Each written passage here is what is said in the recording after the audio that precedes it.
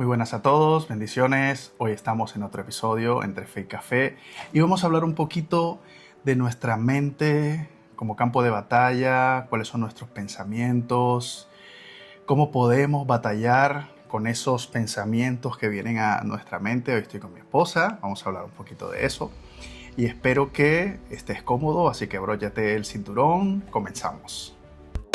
Bienvenidos a otro podcast entre Fe y Café.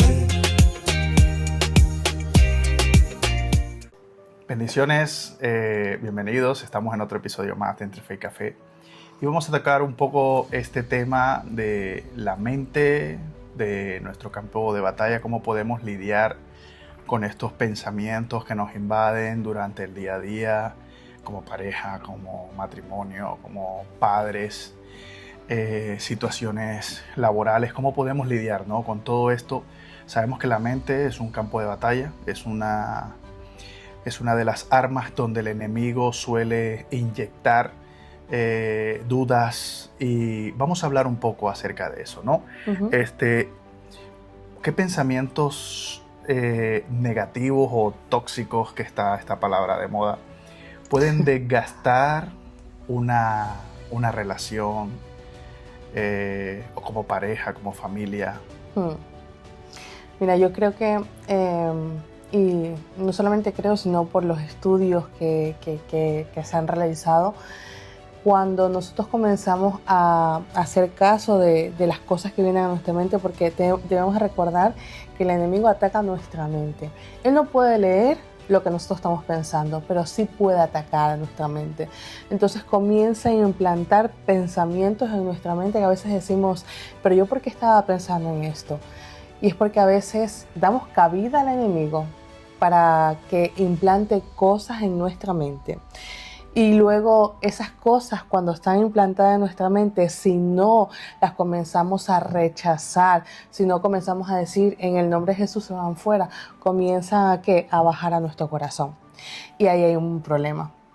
Porque la palabra de Dios dice que de la abundancia del corazón habla la boca. Entonces, hay un problema cuando nosotros no ponemos un stop a ciertos pensamientos. Tenemos que ponerle un stop a ciertos pensamientos que vienen a nuestra mente, porque es que aunque yo decido amarte todos los días, porque es una decisión que se hace diario. Yo decido estar contigo diariamente porque yo he decidido amarte. Pero hay días quizás donde por más hermoso, bello, precioso que seas, pues ese amor como que me cuesta un poquito más amarlo hoy, ¿no? Y entonces ahí es cuando vienen unos ataques a nuestra mente, es que ¿por qué hizo esto? ¿Por qué hizo lo otro? ¿Por qué no sé qué? No sé cuánto. Y entonces comenzamos a ver muchos peros. Pero es que es así, pero es que es asá, y entonces en ese momento tenemos que poner como un stop. Ok, sí es verdad que ha hecho algo que quizás no te ha agradado. Incluso hay ocasiones donde quizás tu pareja no ha hecho nada malo, pero tu percepción, esos pensamientos han venido y la percepción que tenemos es que ha hecho algo malo. Pero cuando comienzas a tener conciencia de esos pensamientos, a pensar en lo que estamos pensando, porque esto es importante también. Yo no sé si en algún momento de nuestro día comenzamos a pensar en lo que estamos pensando. Pero yo puedo pensar muchas cosas, pero te paras a pensar en lo que estás pensando. Entonces, yo creo que es importante decir, vale, ya está, para. Y comenzar a pensar en decir, a mí hay algo que me funciona mucho y de hecho justamente esta semana hablando con una compañera de trabajo, hablábamos de tener una mente positiva, de decir, oye, a los que aman a Dios todas las cosas les ayudan a bien. Y si yo tengo eso en mi mente, en mi corazón, lo creo en fe, es así. Entonces tengo que comenzar a decir, a mí algo que me funciona es, ok, sí, Jorge hizo esto y lo otro, pero comienzo a respirar y comienzo a pensar en todas las cosas maravillosas que hace. Y eso me ayuda a verlo con otros ojos y me ayuda a quererlo seguir eligiendo cada día de mi vida. Y viceversa.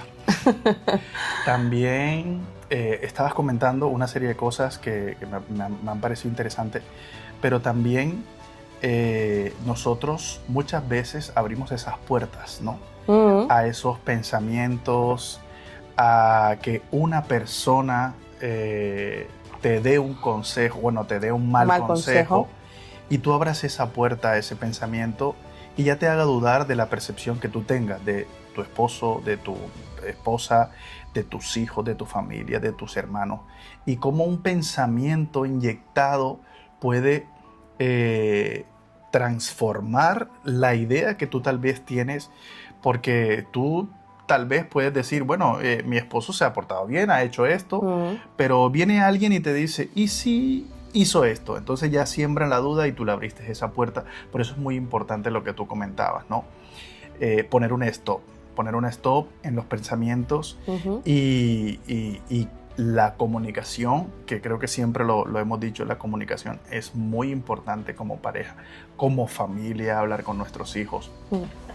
Pero es ese stop que hay que poner, ¿no? Que a veces somos muchos los que le abrimos esa puerta y luego tenemos un campo de batalla, una lucha, que eso nos genera estrés, ansiedad, por cosas que realmente no han pasado. Entonces es muy importante cuidar donde el enemigo suele tratar, sobre todo a nosotros que somos cristianos, sobre todo tratar en ese campo, porque es un campo de batalla donde se toman muchas decisiones y donde comienzas como y esto y lo otro y te genera estrés, ya te enfermas, y entonces es muy importante una vida de oración, pero también poner un stop a esas situaciones que el enemigo quiere muchas veces interponer. Porque es que no solamente es las cosas que el enemigo pone, que es lo que decía antes, sino lo que nosotros dejamos que el enemigo ponga, las puertas que abrimos al enemigo, a veces consciente y a veces inconscientemente. Y también tenemos que saber discernir de quién tomo el consejo y de quién no puedo tomar consejo. No puedo tomar un consejo de una persona que sé que me va a hacer daño. Tenemos que tomar consejos de personas que sepamos que son sabias, que tienen frutos. La palabra de Dios dice que por sus frutos los conoceréis. Entonces tenemos que aprender a escuchar consejos de aquellas personas que verdaderamente tienen buenos frutos, porque hay frutos malos también, ¿no? Entonces tenemos que aprender a tomar consejos de aquellas personas que tienen buenos frutos y saber de que no tenemos que abrir puertas, ni ventanas, ni fisuras al enemigo, porque él es experto en quererse meter por cualquier hueco, y yo creo que lo que decías antes de la comunicación entre pareja es importante, porque recuerdo una anécdota. Yo tengo dos hermanos que se parecen muchísimo. Y uno de ellos tenía una cafetería y su mujer pues tenían una cafetería los dos, sí, los dos. Y es mi hermano el cuarto, y entonces un día una clienta se acercó a mi cuñada en la cafetería y le dijo: perdona, no me quiero meter en problemas, ni te quiero meter, algo así. Pero acabo de ver a tu marido en una bicicleta con otra chica. Mi cuñada, que pues imagino que en ese momento le hubiera dado mucha rabia, pero conocía a mi hermano.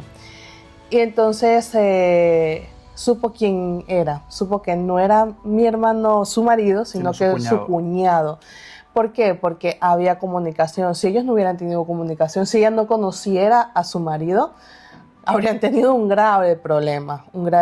Y es que a veces la gente comienza a hablar y también tenemos que saber a quién escuchamos y a quién no.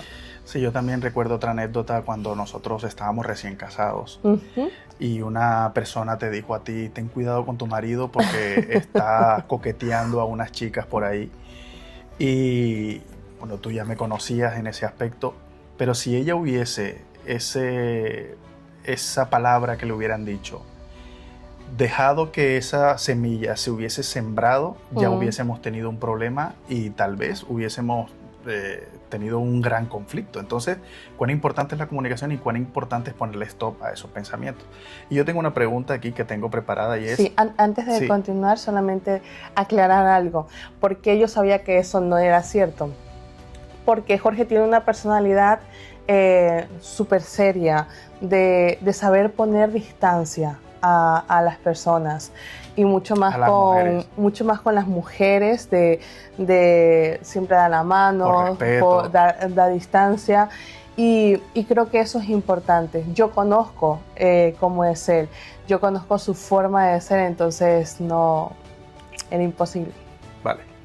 ¿De qué manera podemos cultivar o renovar esa mente o cómo Dios puede transformar esa manera de pensar, ¿no? Porque cómo podemos actuar en estas situaciones que, claro, estamos diciendo que la mente es un campo de batalla, pero ¿cómo podemos actuar en estas situaciones? Pues mira, esta pregunta es súper fácil de responder.